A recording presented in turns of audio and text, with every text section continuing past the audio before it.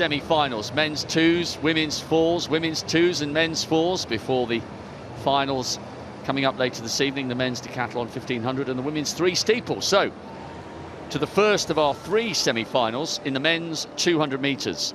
Hughes in 6 was by far and away the quickest qualifier. Yes, pushed by a tailwind, but there was something really special about his first 120. And watch for Brendan Rodney outside him in 7. There are only 2 guaranteed spots in the final, with 2 non-automatic qualification places across the 3 semis.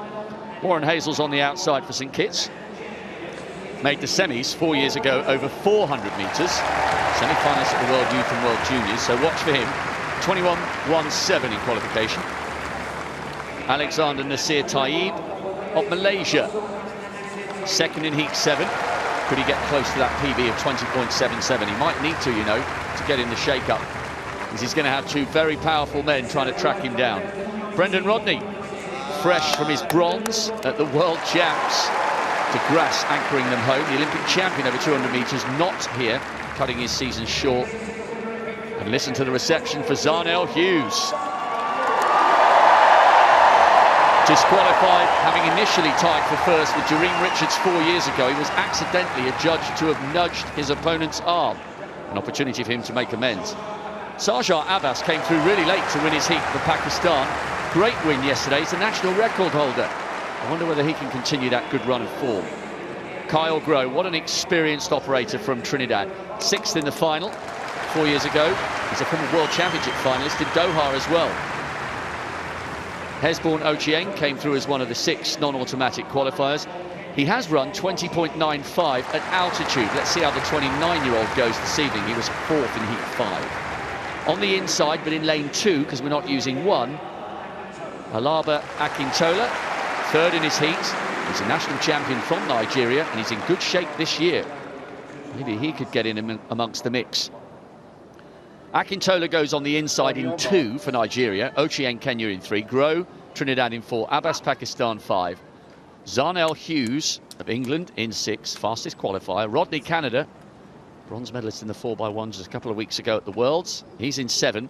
Nasir Taib of Malaysia in 8. And Hazel on the outside for St Kitts in 9. Top 2 going through. Watch for Hughes in 6. Rodney in 7. And Akintola, there he is, on the inside in 2. First of 3 semis in the men's 200 metres. Set.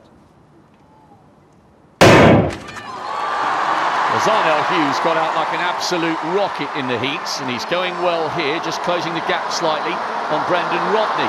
Watch for the Nigerian coming through on the inside, but this is great stuff from Hughes. Needs to keep his powder dry a little bit for the final. He's looking left, he's looking right and left.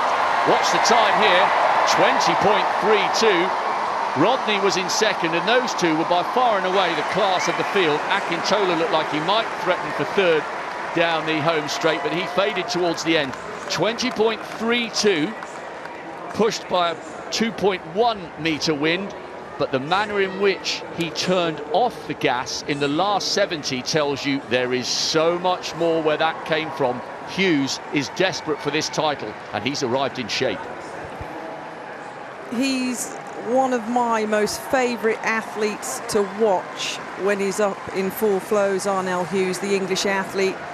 He's just so smooth. It's liquid gold. He's confirmed at 20.32 seconds. He was in total control. This is his title to win. As you say, Rob, he was desperately disappointed, thinking he won the title last time in 2018 and then got DQ'd.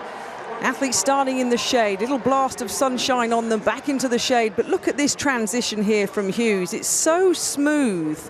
And you have to go through gears in a 200 metres. You have 4 or 5 parts to the race. And he's glancing to his right, glancing to his left.